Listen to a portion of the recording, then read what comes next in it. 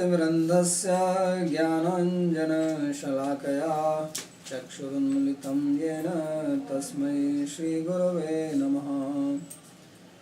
वन्देऽहं श्रीगुरोर्श्रीयुतपदकमलं श्रीगुरुं वैष्णवांश्च श्रीरूपं साग्रजातं सहगणरघुनाथान्वितं तं सजीवम् साद्वैतं सावधूतं परिजनसहितं श्रीकृष्णचैतन्यदेवं श्रीराधाकृष्णपादान् सहगणललिता श्रीविशाखान्वितांश्च।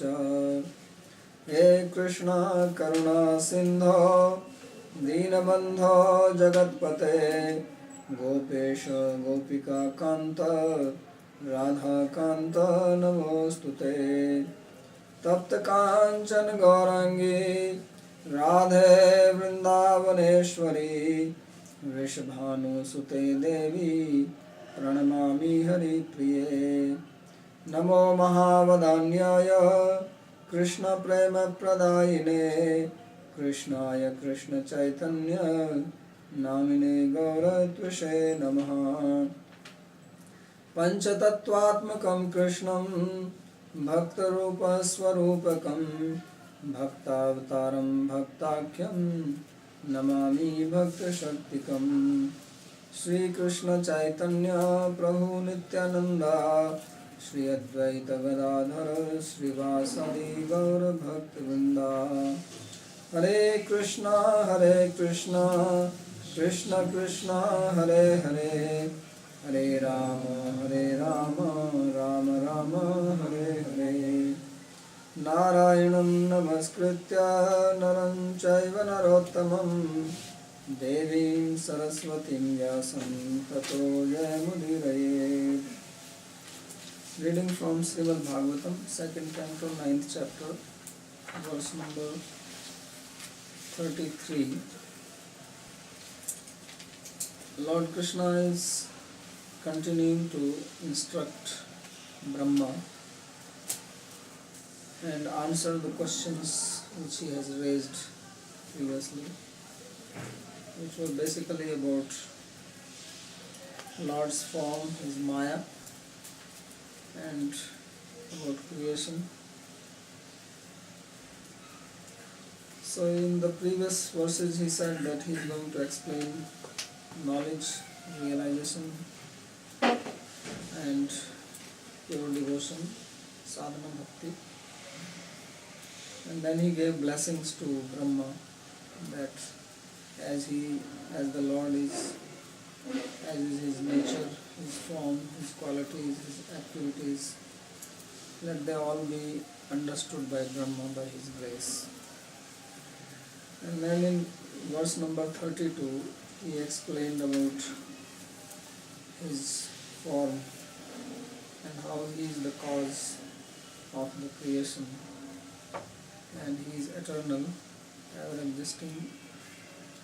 Creation undergoes the cycles, but Lord is ever present with his associates in his own planet. In this particular verse he is going to explain what is Maya, and very difficult to understand Maya, more difficult to understand Maya than the Lord, because Lord is as he is and Maya is as she is not. So to understand that which appears differently than what she is, that is more difficult. And she has various features. So in this particular verse a definition of Maya is being given. This is one of the peculiar verse defining Maya. In Bhagavad Gita, Krishna says that Devi hi esa gunmayi mama maya duratte. He says that my Maya is Devi, is divine, and it is made of 3 gunas. But that does not say much. Here he defines in a different manner. Says Ritartham yat pratiyeta na pratiyeta cha atmani tad vidyadatmano mayam yatha bhaso yatha tamaha. Says, know that to be my Maya, which is not realized without the reality, and which is not realized within the reality, and it is like a reflection and like darkness. Two examples are here.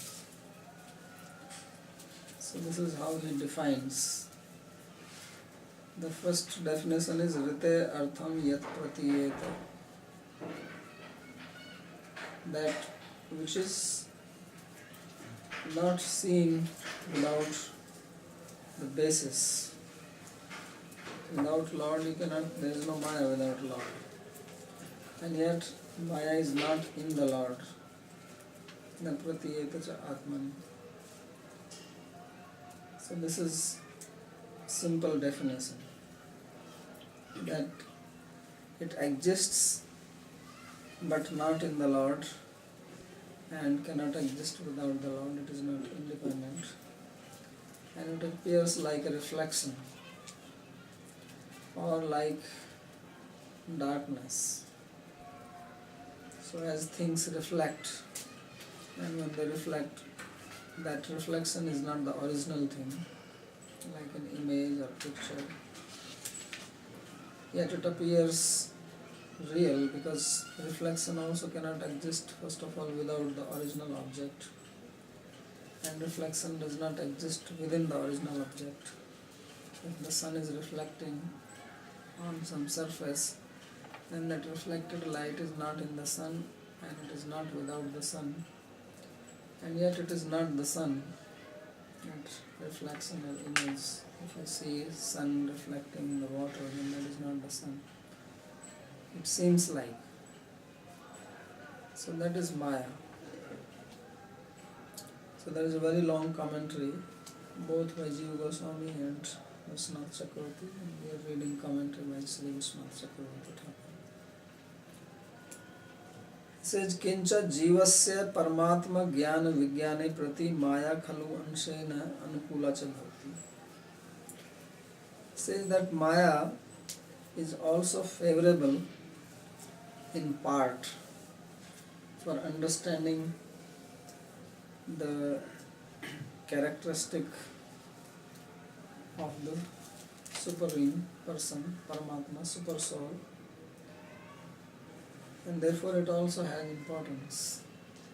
Because if we want to understand what is Lord, then Maya is also helpful in that. But partly, not completely. And once one has known Vigyate cha Paramatmani Mayi Yog Maya eva adhikaroti sa khalu anukulai. And once we have understood the Lord, Supreme Person, then Maya is completely favorable. Because Maya is problematic till the time we don't understand the Lord. After that she is favorable, then it is Yoga Maya. Te dve avashya nirupani. Therefore these two have to be understood. They must be described. What is the Maya which is partly beneficial for us to know the Lord, and what is the Maya which is completely beneficial once you know the Lord. Iti gyāpayan yathatma maya yogena ityanena vyanjitasya tav maya yoga maya cha kidrishi iti prashnotram tantrena eva kramena. So question was asked by Brahma about Maya previously. Yatha atma maya yogena nana shakti vibhramita vilampan vishnugan gurnan bibhrad atmanam atmana. Please explain to me how you are functioning with your Maya, endowed with various potencies, and you are creating, maintaining, destroying. So now he is answering that in this verse, and he is going to answer both Maya and Yoga Maya simultaneously. There is one style in Sanskrit that is called Tantra. And that Tantra is not the Tantra which we are familiar with. It is when you make one statement and you can take out two or more meanings from the same very statement. That is called Tantra. So therefore it says Tantrena Iva, that he is answering this by Tantra, the process of Tantra, because Yogamaya is explained and Mahamaya and Yogamaya both are explained in that order. Rite Arthamiti. So the answer, the meaning of this verse is, takes each word, Rite Artham Yat Pratiyeta. Yat Yatah Artham Satyam Vastu Vina न प्रतीयेत किंतु अर्थ सत्यम वस्तु एव प्रतीयेत. Says that by which only the true object is understood. Artham satyam vastu vina na pratiyeta. There is nothing else but only the true object is understood. That is Maya. So usually we think that Maya is that which is bewildering, which is putting us into illusion. But now he says that by which Satyam Vastu Vinana Pratiyeta, that nothing else is understood by it but only the real thing. Arth Satyam. That is Maya. Tatha Yataha Artham Vina Pratiyeta, Artho na Pratiyeta, Kintu Anartha Pratiyeta. And that by which you don't understand the reality, but only understand what is not the reality, that is Maya. So what is Maya? That which makes you understand the reality, and that which makes you not understand the reality. Both are Maya. These are the two definitions coming from here. So how is it possible? किंतु अनर्था प्रतीयते इत्यर्थ तत्ताम आत्मनि स्वस्मिन् मुक्तो बद्धश्च जीव आत्मनो मम मायां क्रमेण विद्या अविद्या इति वृत्तिद्वयां मायाख्यां शक्तिं विद्यात् जानीयात्. So he says that Krishna is saying that understand that as my Maya, which is my potency, and it has two manifestations, for the Mukta Jiva and for the Baddha Jiva. For the liberated person, Mukto Baddhascha Jiva Atmano Mam Mayam Kramena Vidya, and it has two names. So Maya has got two features. One is called Vidya or knowledge, and by that we understand things as they are. And other is avidya or ignorance, and because of that we don't understand the reality, and both are existing. And because of one a person becomes liberated, and because of the other one remains bound in the material world. So he gives example. There are two examples which are given here, yatha abhasa, yatha tam. One is abhas or reflection, and other is tama, like darkness or shadow. So first example is yatha abhas. Abhas also means light. And light is reflecting. That is called light. So you translate here the word abhas as dipadi prakasha, light as of a lamp, etc. दीपादि प्रकाशाद यथा गृहे विद्यमानो घटपटादि अर्थ एव प्रतीयते न तु deep anenath purvam sambhavito ghatpatadi abhava. So as if you bring a lamp into a dark room, then everything existing in that room becomes visible to you. You understand objects clearly, and there is no question of not seeing objects anymore. Before the lamp was brought into the room, it was completely dark and you could not see anything. Once the lamp comes in, then you see everything, and there is no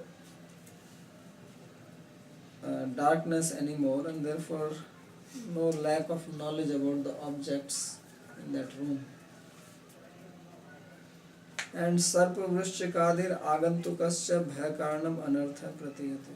And then there is no anartha or unwanted things which you see, such as snake. When the darkness was there, then you may think there is a snake here, or there may be a scorpion on the floor. You are afraid. You don't see things which are existing, and you fear about things which are not there. This is before you bring the lamp into the room. But once the light is there, you don't fear anything, because there is no snake, there is no scorpion, and you see everything.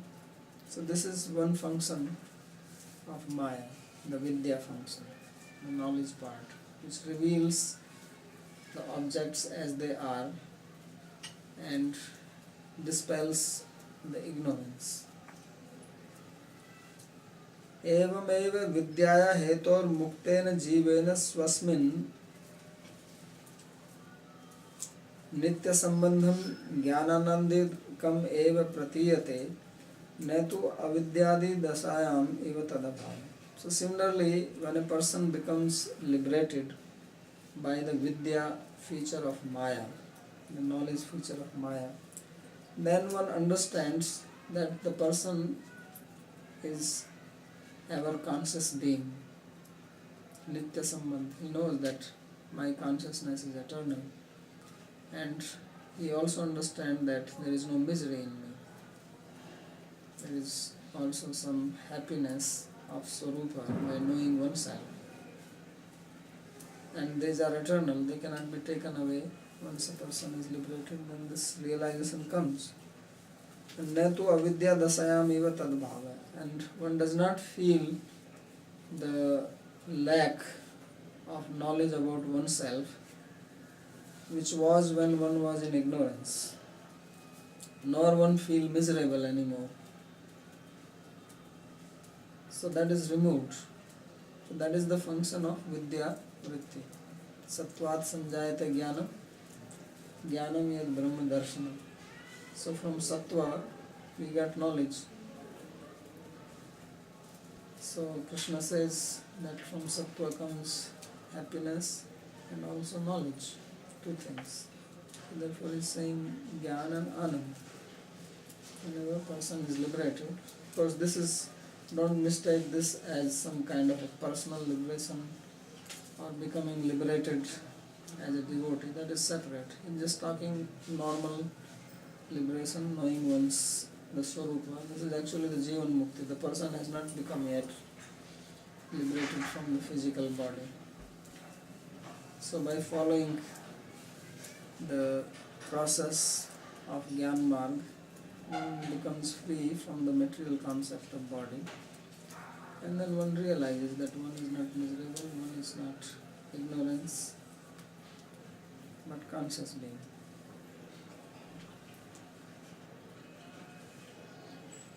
नापि स्वस्मिन् असंबंधो देह देहिक शोक मोहादिकम च प्रतीयते. And at that time one does not see things which are not related to oneself, such as the body. One sees oneself as different from the body. Also one sees oneself as free from delusion and lamentation, or fear, or pain. These things lose contact, and he realizes that he has no relationship with them. So this is the example of yatha abhasa. Then the second example, yathatama, is the example of ignorance. So there are two examples given. Avidyaya drishtantaha, the example of ignorance is yathatamo andhakara. Just as in darkness, अंधकाराद यथा स्वगृहे विद्यमानो घटपटादि अर्थोर न प्रतीयते किंतु अविद्यमानोपि संभाव्यमानः सर्पचोरादिको भय कारणम अनर्थ प्रतीयते. So just as when there is darkness in one's house, then one does not see the objects which are existing there. Your chair, table, you don't see them in the darkness. Rather, because of darkness, you have the cause of fear that maybe there is a thief coming, or there is a snake entering, or some such things which are not there. So you conjecture things which are not existing, and you don't see things which are existing in darkness. So that is avidya, that is anartha.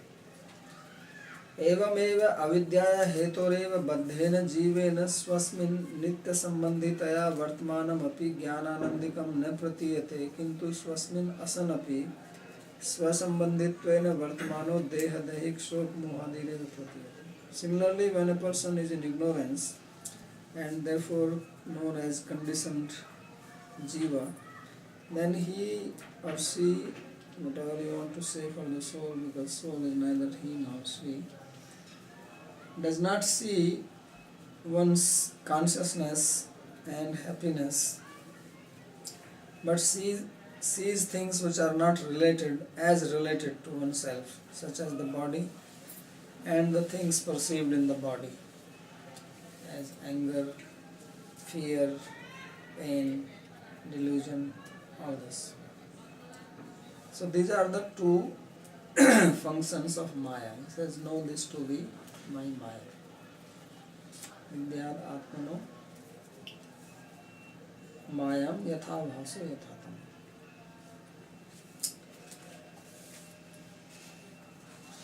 He says, Tena Kushuma Shringadinam Satyatve Api Akasha Shashadinam Tat Sambandha Bhavadeve Akasha Kushumam Alikam Sashringam Alikam Iti Yatha Uchyate तथैव देहानां तद्धर्माणां शोक मोह सुख दुःखादीनां च प्राधानिकत्वात् सत्यत्वे अपि जीवस्य तत्संबन्धः भावादेव जीवस्य देहादेव मिथ्याभूता इति शास्त्रेषु उच्यन्ते. So sometimes in the scriptures it is said that all this material body or misery or these things, they are false, they don't exist. So why it is said that they don't exist? So he says that just like a flower exists and sky is also existing. Kusum means flower and Akas means sky. But there is no such thing as Akas Kusum. There is no sky flower. Sky flower is false. There is also horn and there is a rabbit. Both are real. But there is no horn of a rabbit. You have never seen a rabbit with a horn.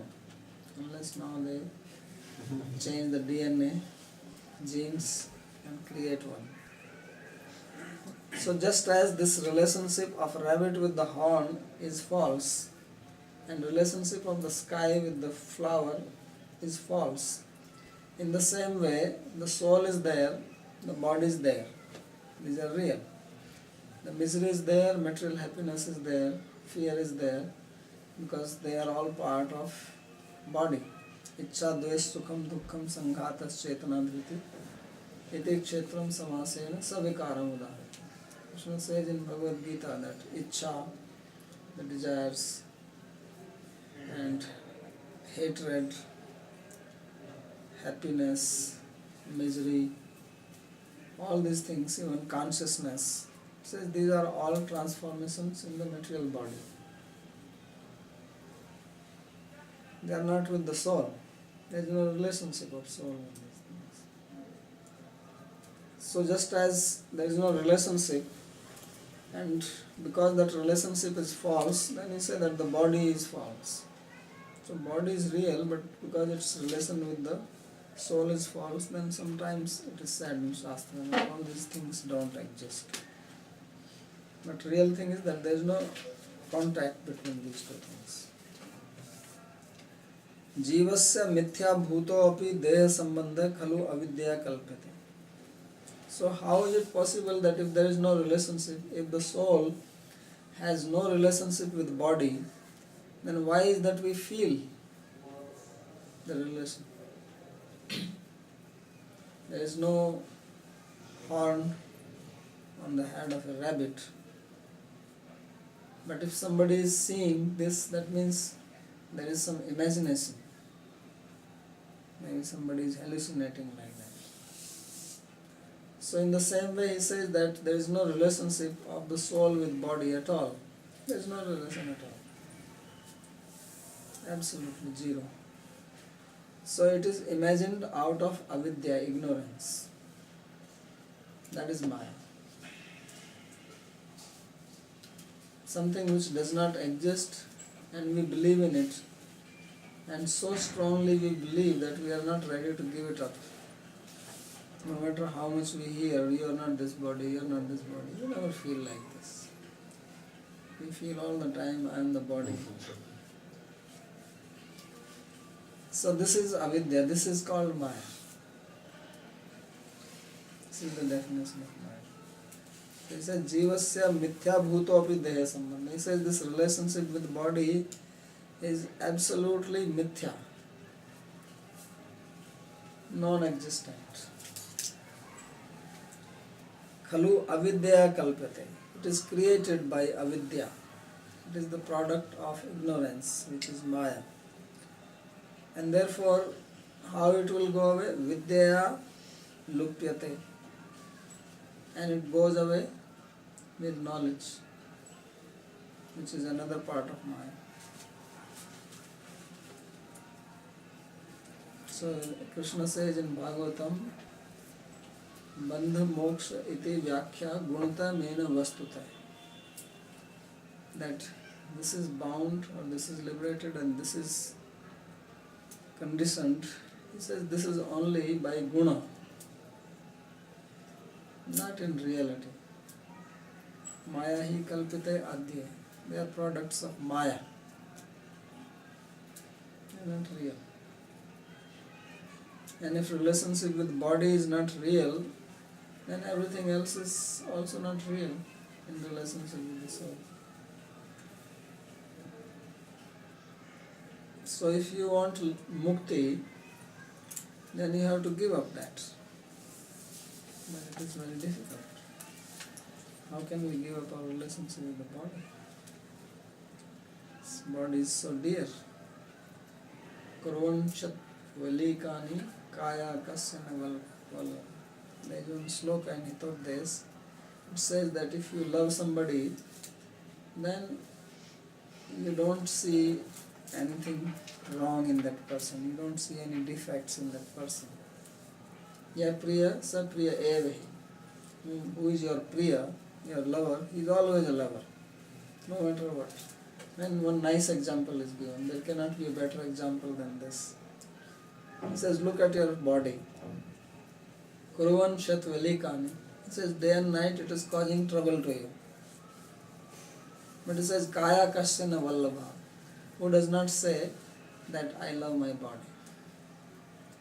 So just like Krishna is called Radha Vallabha, means who is lover of Radha. So we are all Kaya Vallabhas. Kaya means body and Vallabha means lover. We are lovers of our body. So it says Kaya Kasyana Vallabha. Tell me one person who does not love his body or her body. Kuruvan Shativalikani. Although this body is just a pain in the neck, source of all problems. So this is avidya. Because this is not real love, it is ignorance. So he says, iti vidya avidyo drishtanta abhas tamasi.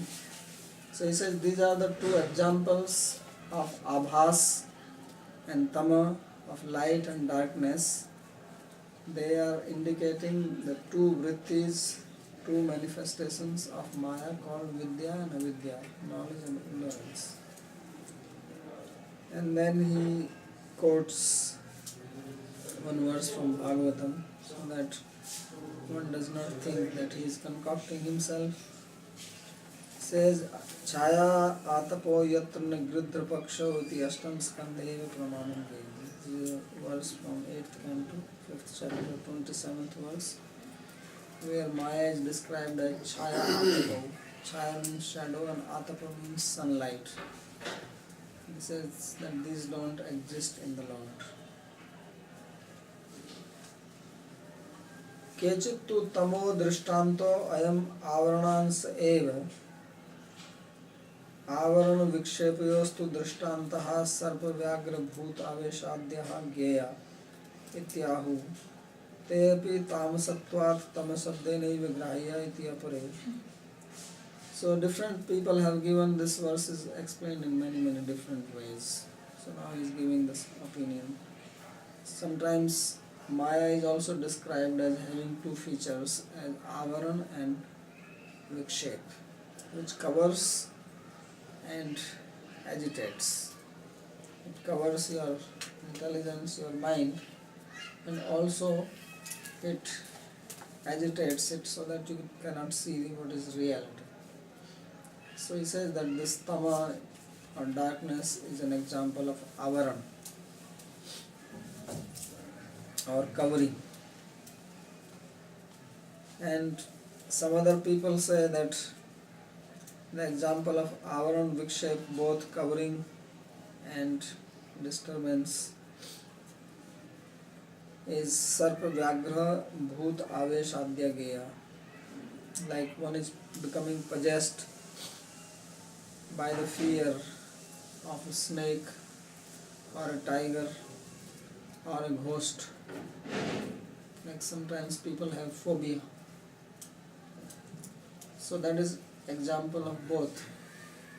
Means there is no cause for fear, there is no snake, but somebody is just having a phobia of snake. So his intelligence, his knowledge is covered, and at the same time mind is so disturbed that he is seeing a snake when there is no snake, or he is seeing the tiger when there is no tiger. He fears something which is not there. So he says this is example of both of them. This is, some people explain like that. Te api tamasatvat tamasabdanaiva grahya iti apare. He says that this snake, tiger, ghost, they are all indicated by the word tama. So what he is trying to say is that some people explain tama, darkness, as just as a feature of covering potency of Maya, and some say that no, it signifies both covering and throwing, vikshep, because the word tama also refers to this type of living beings. Evam जीवे सार्वधिक विद्यमान वस्तु प्रत्यायनम अविद्यमान वस्तु प्रत्यायनम च इति अविद्याया धर्मौ आवरण विक्षेप शब्दाभ्याम उच्यते. So he says that in this way this avidya has two features called avaran and vikshep, covering and throwing away or disturbing your mind, because it makes you not know the real objects which are everywhere, and to make you understand things which are not there. So this is the explanation he gives of Maya. Now he gives another meaning to this word artha. Artha means object. Artha also means goal. Artha also means money. So now he brings this meaning of money. अथ अर्थ शब्दस्य धनवाचित्वात् श्लेषेण भाग्य प्राप्त स्वीय बलधनो वणिगिव विद्यालब्ध ज्ञानानंदो मुक्तः संपन्नत्वेन रूप्यते तथा अभाग्य अनधिगत स्वीय धनो वणिगिव अविद्या ज्ञानानंदो बद्ध जीवो दरिद्रत्वेन इति ज्ञेयम्. Because he was talking about liberated and bondage people, so he gives, so just like a businessman, that by fortune he has attained wealth, prapta sviya labdha dhana, then he is happy. So similarly, here wealth means the wealth of knowledge of the self. So if we can know ourself, then we have the artha, the wealth of knowledge. So that is one meaning. So that is by the vidya potency. So ritaya artham pratiyat yat pratiyate. That because of which we get the real wealth. Then we become liberated, and because we are liberated, then we are wealthy, we are sampanna. Sampanna means rich. So we are called rich. Therefore sadhu, sometime just I think 2-3 days ago somebody was asking me why these sadhus are called Maharaj. Because Maharaj means like emperor. So if somebody is walking on the road, does not even have shoes to wear, some torn cloth is wear, and some rich man comes from the car and says, Maharaj Pranam. So why are they called Maharaj? They have no wealth. So they have the wealth of knowledge of the self. That's why they are called Sampanna. On the other side, the other person who does not have the good fortune of knowing one's wealth, because the wealth is there. If we know it, we are rich. If we don't know, we are poor. So they are also like the businessman who does not know that the wealth is there. Vidya Jnananando Baddha Jivo Daridretva. So he is called conditioned soul and he is called a poor fellow. एवं विद्या त्वं पदार्थस्य जीवात्मनो अनुभवो भवति न तु तत्पदार्थस्य परमात्मनो. So now he makes the point which is very important to understand, and this is which the Jnanis, they don't accept this. It says by vidya, by knowledge, which is a feature of Maya, one can understand tvam padarth, which means the soul, but it cannot understand the tat padarth. You have heard this famous statement, tat tvam asi. So here tat refers to the Lord and tvam refers to the living entity. Tat means that and tvam means you. So he says that you can only know tvam but not tat. By vidya you can understand yourself but not understand the Lord. And really speaking, knowledge of the soul is not possible without the knowledge of the super soul, because soul is part of the super soul. And if you want to understand a part, you cannot understand a part without whole, because part is part of the whole. So unless you know the whole, you don't really know completely the part. So therefore the Jnanis who do not take to bhakti and they culture their knowledge, ahankaram balam darpam kamam krodham parigram vimuchya nirmamo santa brahma bhuyaya kalpata.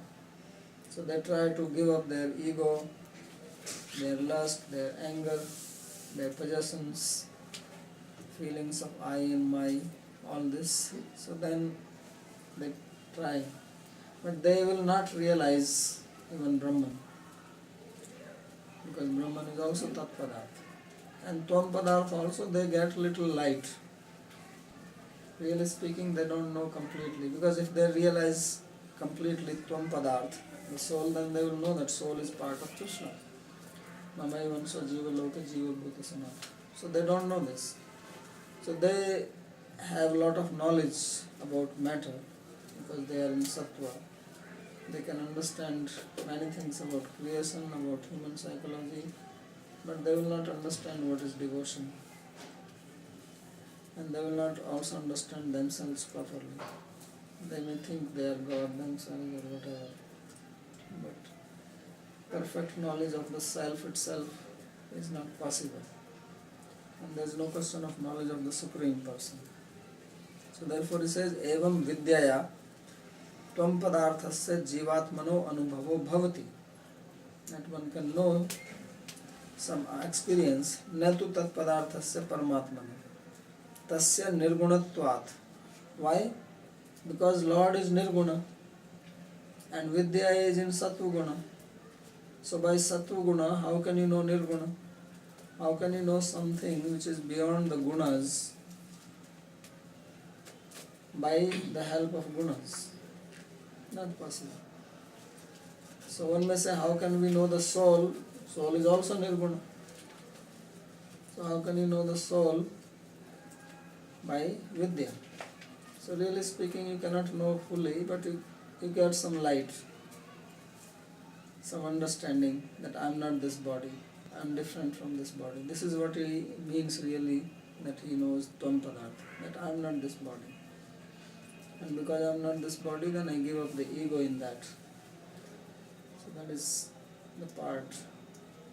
And such people can be called as Jivan Mukta, but not Paramukta, not ultimately liberated. These are the people who can also fall down.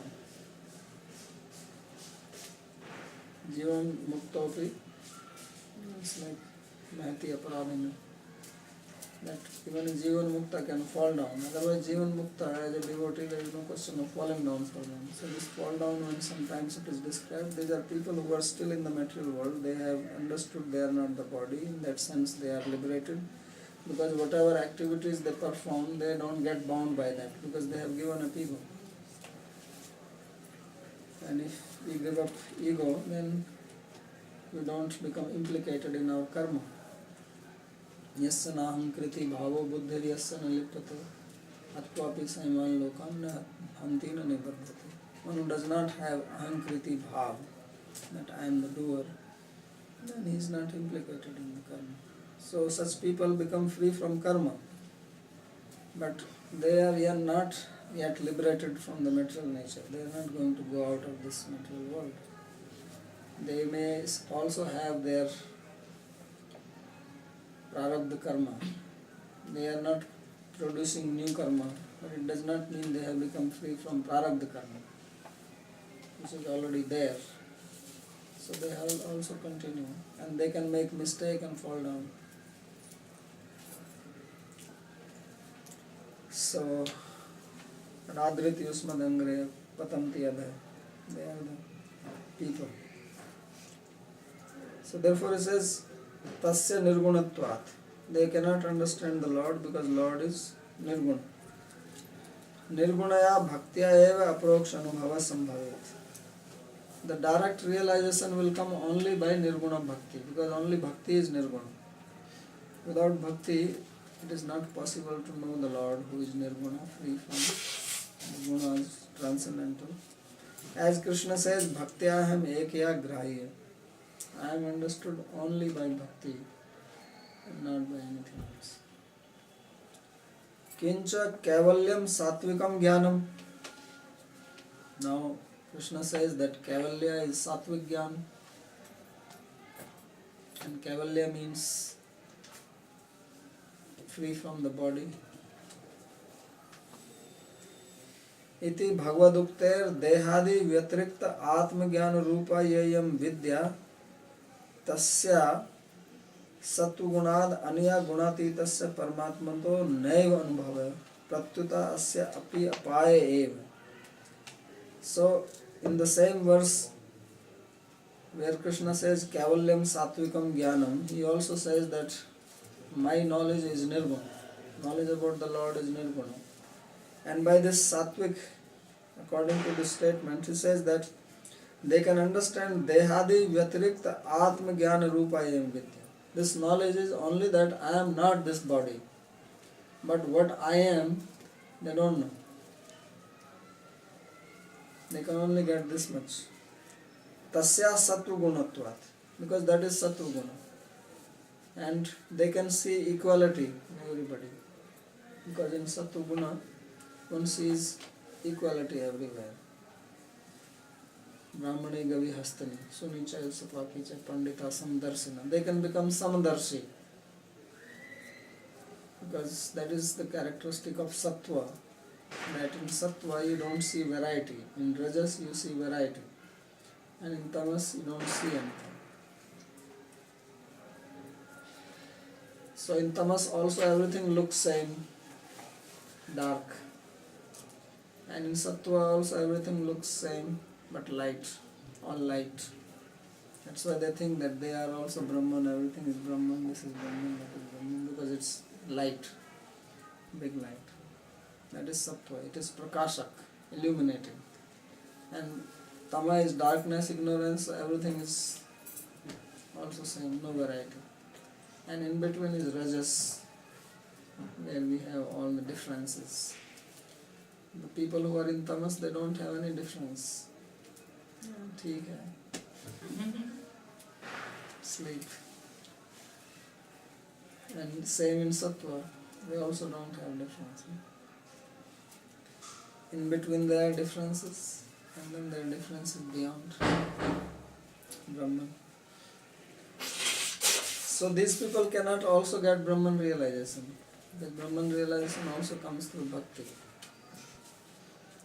Mamsayo avyabhichareena bhakti yogena sevate sagunan samtitetan brahma bhuyaya kalpate. They are also in Sattva. If they have to get beyond Sattva, that is only possible by bhakti, not otherwise.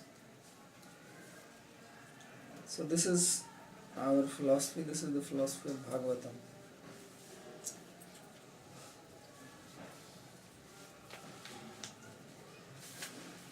So they have to give up this vidya also ultimately. Therefore Krishna says in 11th canto, Jnanam cha mai sanyaset. He says even Jnana you have to renounce in me. If you don't renounce this Jnana, this vidya, then you remain stuck here. So even that has to be given up, and then only one can go beyond. Yaduktam Bhagavata, as Krishna says in 11th canto, Dravyam Deshaha Phalam Kalo Jnanam Karma Chakarakaha Shraddha Avastha Kriti Nishtha Tragunyaha Sarva Eve. He says Dravya, the material objects, Desh, places, the different countries, different places, Phalam, the outcomes of karma, time, knowledge, actions, doers, faith, positions, forms, firmness. He says these are all in three gunas. So activities are in three gunas, the places are also in three gunas. Some places are in Sattva, some are in Rajas, some are in Tamas. Krishna says this. That forest is in Sattva, and the places of gambling, etc., they are in Tamas, and the city is in Rajas, and Man Niketam to Nirgunam. Says, but my house, the temple, that is Nirgunam. Vanam tu Satviko Vasa. Says, living in forest is Sattva. So this place, similarly objects, and he includes knowledge also in this. So there is sattvic knowledge, there is rajasic knowledge, there is tamasic knowledge. And similarly the people who are active. So all this is in the gunas. Yena ime nirjita soumya guna jivena chittaja bhakti yogena mannisto mad bhavaya prapadyate. So he says that if one can control these things, these gunas which are born of the heart, chitta, by the process of bhakti yoga, then he attains me, manista, being fixed in me. So we understand that there are two divisions of everything. There are things which are in the three gunas and there are things which are transcendental. So transcendental things are attained only by bhakti yoga, and everything else is potency of maya. Nanu iti nanu tarhi mukta jivena paramatmano aparoksha anubhavartham bhakti kuto labhyata. So now the question is raised that a person who has become liberated but he does not know the Lord Paramatma, and you say that he has to attain Lord can be known only by bhakti. So how can he attain bhakti? Where can he attain bhakti to have direct realization of the Lord? So he says in the following, Uchyate. Says Jnanadhikarinah Sankhya Yoga Tapam Adivir Bhakti Misraireva Janitaya Vidyaya Avidya Nivartikaya Prathamam Tvam Padartha Anubhava Tatastasya Vidyato Viyuktasya Nirandhana Agni Nyayena Vidya Api Uparam Tartamyena Vidya Api Uparam Tartamyena Purva Siddha Bhakti Chandri Kalayas Tad Uparaga Vichutaya Tatah Udgama Tartamya. So now he makes the philosophy more clear. Says that those people who are following the path of Jnana, and of course those who are qualified to follow it, Jnana Adhikari, and the qualification for Jnana is Vivek, Vairagya, Sat Sampatti and Mumuksha. And one has to have discrimination, one has to be renounced, and there should be 6 characteristics of Samdam, Tapa, Tatiksha, Shraddha, Samadhi. These 6 have to be there. Control of mind, control of senses, and austerity, tolerance, faith in the Guru, and control, Samadhi, is able to meditate. And then there should be desire for mukti, mumuksha. This is called qualification to follow the path of Jnana. Not that anybody can just follow Jnana. So as in Bhakti, Shraddha is the qualification. Here Vairagya is the main thing. Renunciation. So they also have to perform their process by mixing it with Bhakti. Whether they are following Ashtanga Yoga or they are following Jnana Yoga or doing some other tapasya, only if they are mixing their process with Bhakti, they will get Vidya, knowledge. If they do not mix it with Bhakti, they will not even get Vidya. So that is Buddhism. Then they will remain confused eternally. They will not even know that they are different from body. So that's why they don't accept soul. They are not very clear. So Bhakti Misrai Reva Janitaya Vidyaya Avidya Nivartikaya. When they will mix this with Bhakti, then they will get Vidya, and that Vidya is going to remove the Avidya, ignorance, which we already read, the relationship with the body and things related with body. And then as one will slowly get rid of avidya and get vidya, then slowly there will be experience of tvam padarth. One will start understanding what is the real nature of oneself. And then tasya avidyato viyuktasya, then one continue like this, one will become free from avidya. And when one becomes free from avidya, then only vidya remains. And like light, if you pour fire or wood into the fire, then what happens? That it removes the darkness. And then it removes the darkness, and after some time it also burns itself. So then this vidya will also be removed. And that of course it is not going to happen by itself, but by performing the bhakti along with it. So first, by the help of bhakti, vidya will come, and vidya will remove avidya. And then when avidya is gone, then the vidya will also go. And then one will realize the Supreme Person. So this is the process of the path. And uparam tartamyena vidyapi uparam tartamyena purva siddha bhakti chandra kalaya. So he says that bhakti has to be there. Tad uparaga vichutaya, one will lose interest in material things. Udgam tartam. So as much as one will become free from this vidya also, then one will start realizing the Supreme Person. So this is how it will happen. Taya eva bhaktya punar punar abhyastaya tat padarthasya paramatmano anubhavatartam.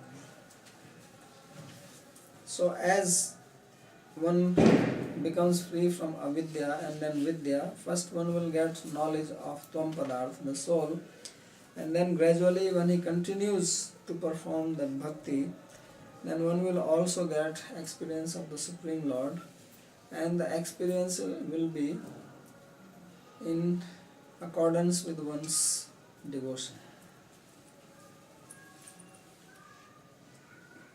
So therefore Krishna says, Yaduktam Bhagavata Gitasu Brahma Bhuta Prasannatma Na Shochati Na Kankshati Sama Sarveshu Bhutesu Mad Bhakti Lavate Param. So here Krishna says that when one has become Brahma Bhut, Brahman realized, and Prasannatma, happy, and Na Shochati Na Kankshati, neither laments nor desires, means the person is liberated now. This is the meaning of liberation. He is a Mukta Purusha. Samaya Sarveshu Bhutesu, he sees everyone as equal, because this is Brahman. And after that he is going to get Parabhakti. Mad Bhakti Lavte Param.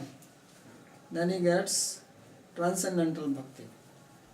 So what he is telling that before that, just before that, the verse says Ahankaram Balam Darpam Kamam Krodam Parigraham Vimuchya Nirmamo Santo Brahma Bhavaya Kalpate.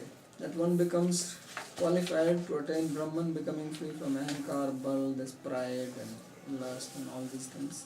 So he says that at that time also the person was performing bhakti. Why? Because in this verse it says Mad Bhakti Lavte Param, that he attains Para Bhakti, transcendental bhakti. So what does it mean? That before that he was performing mixed bhakti.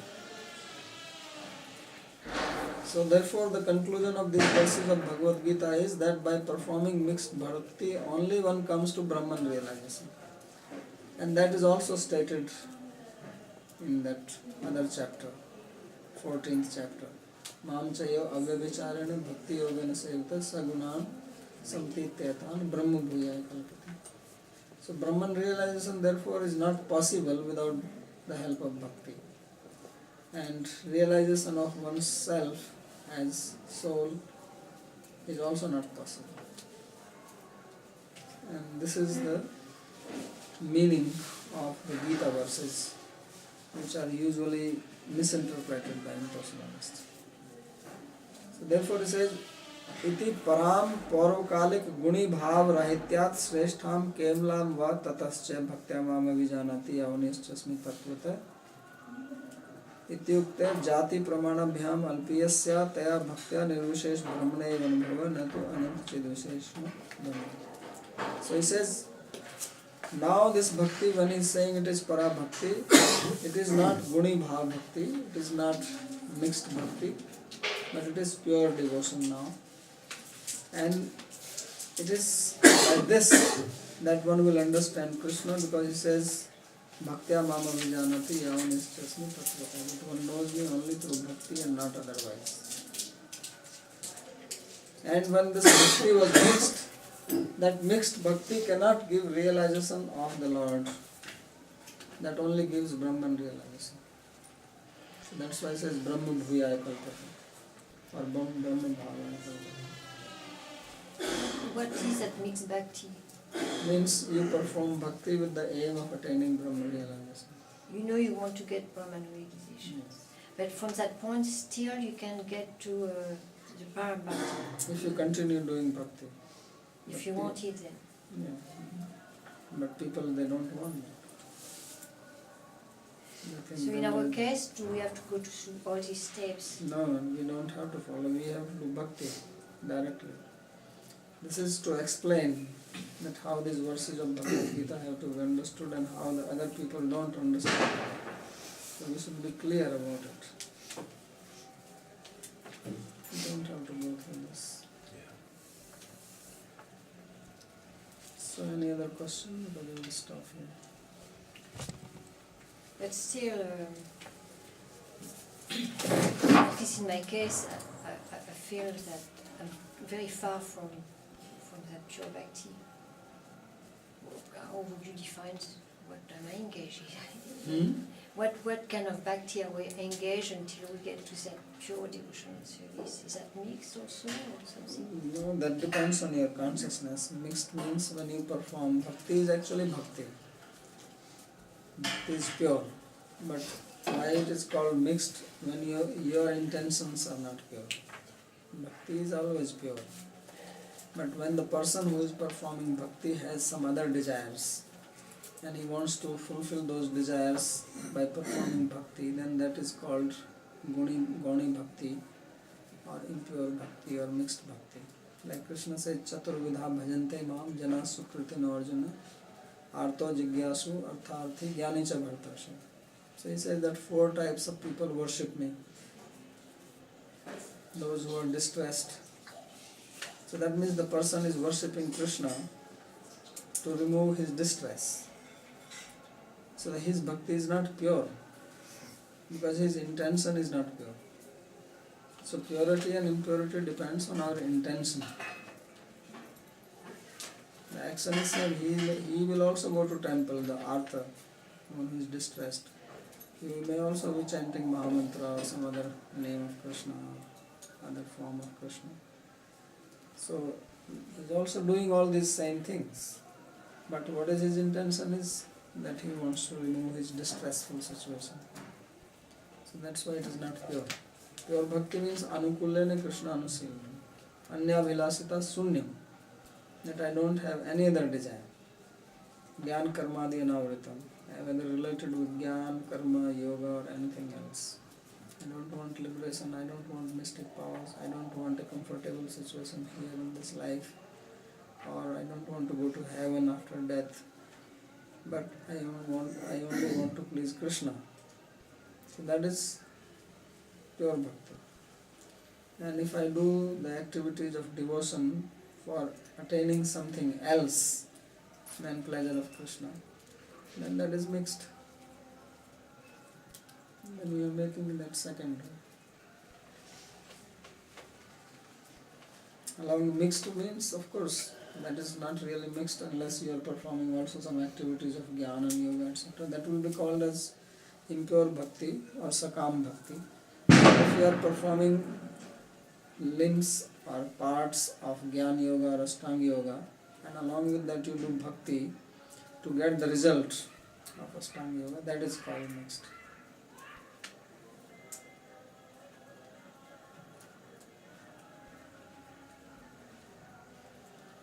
And you are mixing, actually it's really not mixed bhakti, but it is mixed Jnana Yoga. You are mixing the Jnana Yoga with bhakti.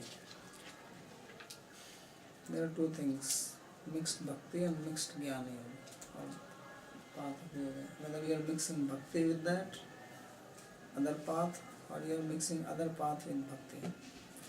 So it all depends what I want. What is exactly Jnana Yoga? Jnana Yoga is that I want to get Brahman realization, I am Brahman. For that I study Vedanta Sutra, Upanishad, I meditate, all these things. And along with that I may also chant to concentrate my mind. And then when my mind is fixed, then I am going to remove my mind from that. So that is mixing Jnana Yoga with Bhakti. So Gyan is not unfavorable for our bhakti if we use that Gyan for Jnana here specifically means thinking oneself as one with Brahman. Jnana has a technical meaning, because one word can have many meanings. So when it says Jnana Yoga, then it is specifically meaning this. This is what Jnana means.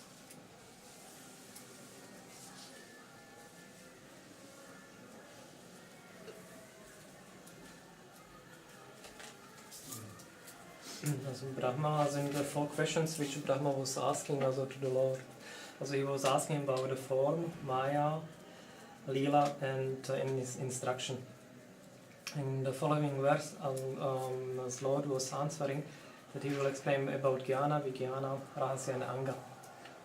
Does this relate intermediately, like Jnana refers to the Jnana of the form, and Vijnana means actually this explanation of the Maya? Jnana of the form, and also Jnana is Yatha Bhav. It says Jnanam Param Guhyam. It says Yavanaham Yatha Bhavo Yadrupa Gunakarmaka Tathaiva Tattva Vijnanam. So Jnana also not only form but his qualities, activities, as he is, all this. That's why he said, I am this.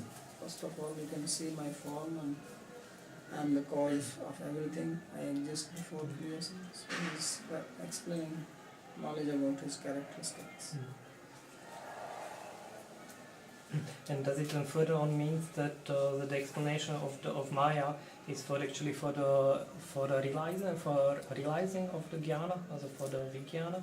Because he also asked this question, please also explain me about your Maya. Yatha Atma Maya Yogena Nana Shakti. Therefore he is defining what is Maya. So it's one of his questions. His question was about form, Maya, and his activities, Leela, and instructions. But Lord is, besides this, he is also giving him something more. So the four things which Lord is saying, you take this from me, is not the same four things which he asked. It includes those four things plus extra bonus. And actually, which Lakshana from the 10 is representing by this verse? Lakshana, when we come to Lakshana, then we will take this verse again. So, because Sarga, Visarga, all he is explained that he is the one who creates, and the Maya is through Maya he creates. Visarga is secondary, Brahma is there with the help of that. And Sthanam, Poshanam, Uti. So, by his grace, he says, take my grace. Poshanam means grace. And Uti, Karma Vasana. According to the karma, people take birth. And then avatars, various forms. And Ashraya is the 10th one. So that he is going to talk in the 4th verse. And they have to be deduced, they are not directly stated. But all 10 you can find in these 4 verses.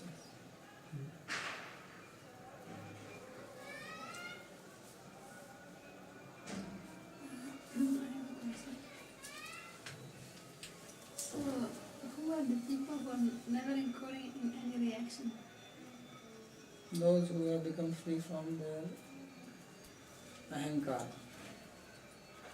Then only the one. There are also other people who are not devotees. They are free from ahankara. The real jnanis.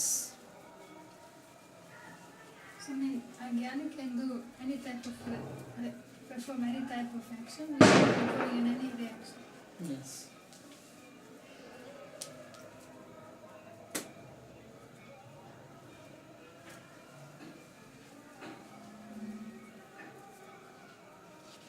Except offense. He is not free from that.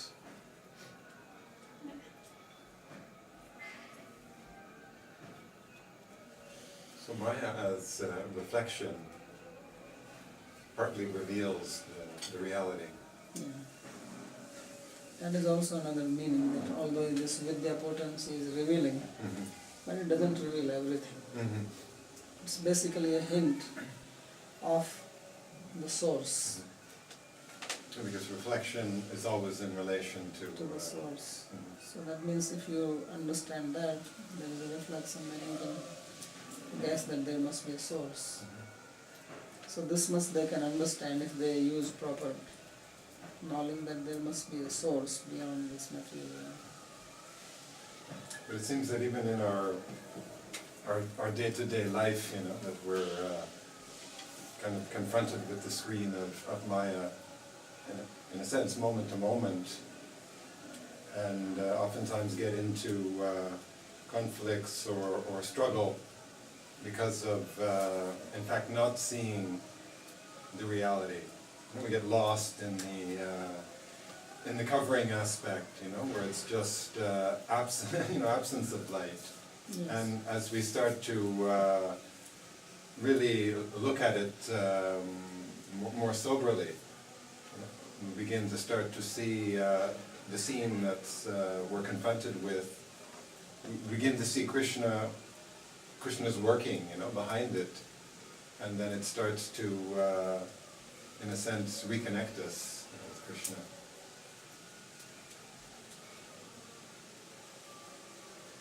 Yeah, it happens. So that's why we want to always be connected. Anusmara. Tasmat sarveshu kaleshu mam anusmara. So remembrance, consciousness, or awareness is very important.